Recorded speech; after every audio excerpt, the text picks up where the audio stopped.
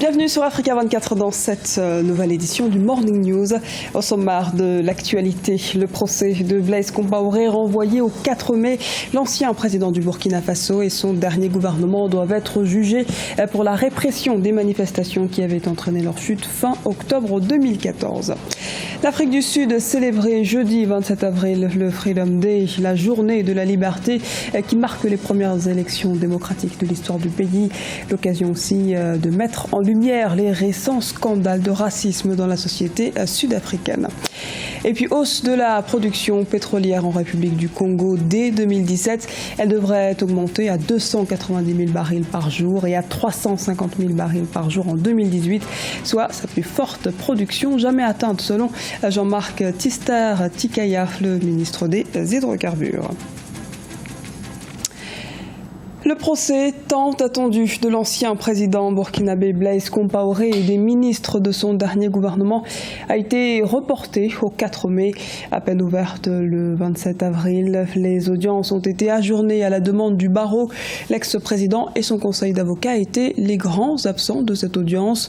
Reportage de notre correspondant Jean-Paul Ouedraogo, commentaire Clément Joël Soala. Cité à comparaître devant la Haute Cour de justice ce jeudi 27 avril 2017, 26 des 34 membres du dernier gouvernement de Blaise Compaoré ont répondu présents à l'appel du juge. Il leur est reproché, selon le parquet, d'avoir pris part au Conseil des ministres du 29 octobre qui a fait appel à l'armée pour réprimer les manifestations de rue des 29, 30 et 31 octobre 2014, manifestations qui ont fait suite à la volonté de l'ancien président Blaise Compaoré de modifier la Constitution pour briguer un 5e mandat. Ce procès s'ouvre dans un climat politique déjà tendu, mais qui n'entache en rien la sérénité des partisans de l'ancien régime. C'est un procès historique et nous pensons que c'est vraiment le moment pour notre justice de montrer qu'elle est une justice équitable. Auparavant tant attendu, le procès a été tout de même renvoyé à la date du 4 mai 2017. Tout en accédant à cette demande du barreau, le président de la Haute Cour a néanmoins insisté sur les attentes de ce procès. Rappelons que dans ce dossier, 2 membres du dernier gouvernement de Blaise Compaoré ont bénéficié d'un non-lieu, et ce pour n'avoir pas pris part à ce Conseil des ministres. Il s'agit du colonel Yacouba Ouedraogo, ancien ministre des Sports et Loisirs, et de Clotilde Ki, alors ministre délégué du Budget. Je devrais être animé d'espoir aujourd'hui. Espoir de voir la justice rayonner. Espoir de voir la justice faire son travail. Notre souhait, c'est réellement la manifestation de la vérité. Que le droit soit dit et qu'on permette à notre pays d'être en phase avec ses aspirations et qu'enfin le peuple ait confiance une fois de plus à la justice. Absent au procès, le président Blaise Compaoré, en exil en Côte d'Ivoire, Lucien Marie-Noël Bembamba, Salif Lamoussa Kaboré, Koumba Bolibari, Assimi Kwanda, Salif Ouedraogo et Jérémy Tenga Ouedraogo seront eux jugés par contumace. À l'instar de leurs ex-collègues, ils sont poursuivis pour complicité d'homicide volontaire et coups et blessures volontaires. Une Afrique du Sud sans racisme est-elle possible? Cette question a fait l'objet d'un débat d'experts au musée de l'apartheid de Johannesburg ce 27 avril, en marge de la journée sud-africaine de la liberté.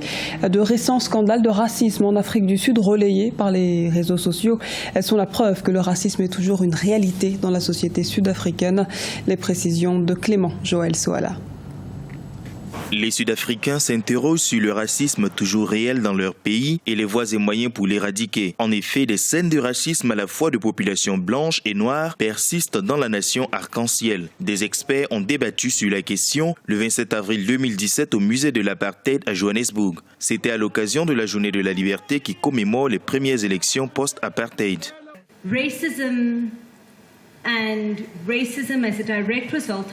Le racisme et l'idée de la suprématie des Blancs sont des questions fondamentales à considérer pour l'évolution de notre pays. Cela est important pour nos relations socio-économiques, mais aussi dans la détermination des politiques à mettre en œuvre sur le long terme.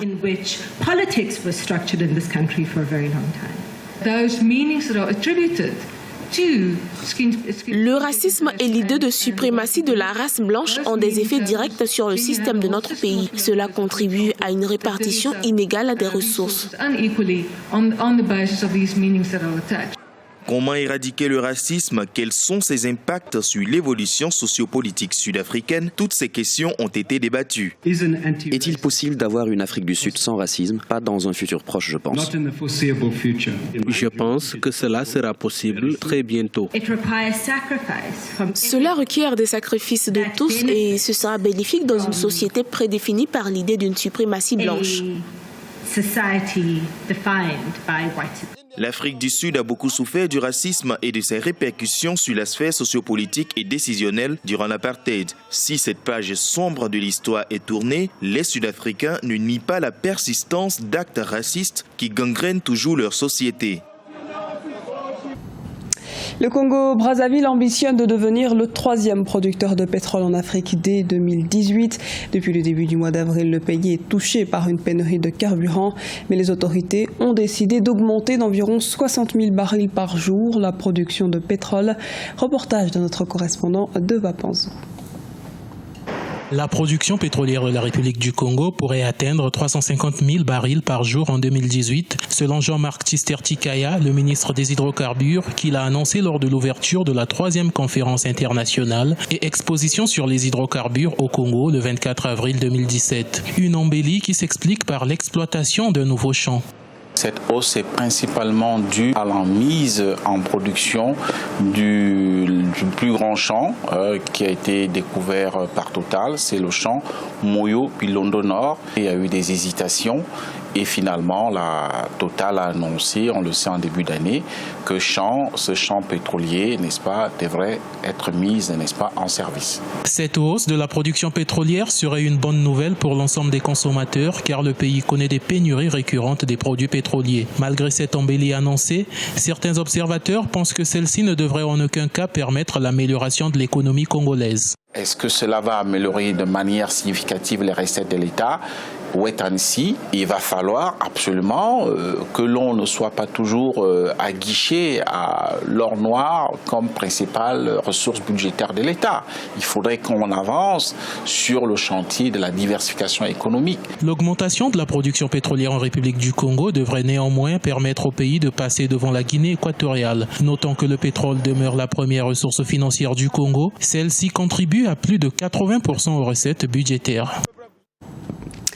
Le Maroc veut avoir une capacité de production d'1 million de voitures par an en 2020, avec un taux d'intégration locale de 80%.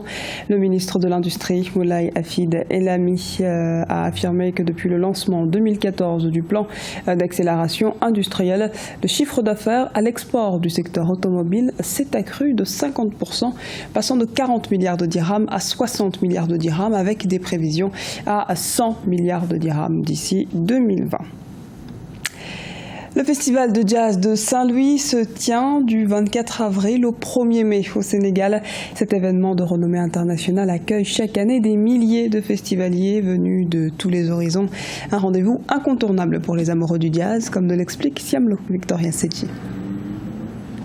Au Sénégal, la 25e édition du Festival international de jazz bat son plein dans la ville de Saint-Louis depuis le lundi 24 avril 2017. Des milliers de festivaliers verront défiler sur les estrades plus de 18 artistes internationaux et locaux. Sur scène, certains à l'instar du compositeur bassiste américain Marcus Miller ou encore le choriste gambien Djaliba Kouyaté ont déjà donné le ton.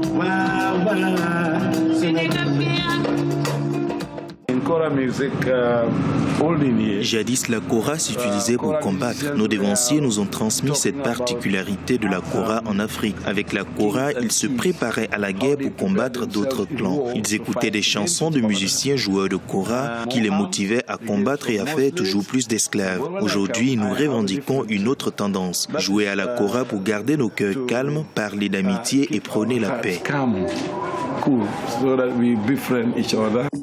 Considéré comme l'un des plus grands événements musicaux sur le continent, le Festival de jazz de Saint-Louis a subi des revers ces dernières années du fait de la menace terroriste dans la sous-région. Cette année, les autorités sénégalaises ont mis en place des patrouilles et des unités de contrôle.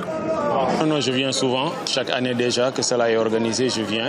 pour voir des artistes qui vont faire les prestations. Et du coup, c'est une idée pour me faire une idée de la diversité culturelle qui existe partout dans le monde.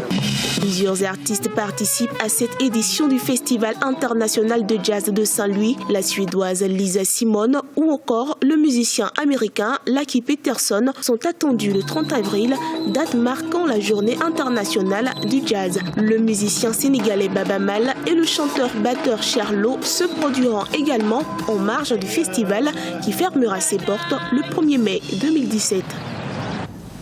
C'était le journal de la rédaction. Nous vous remercions pour votre fidélité. Retrouvez dans un instant une nouvelle édition de l'actualité sur Africa 24.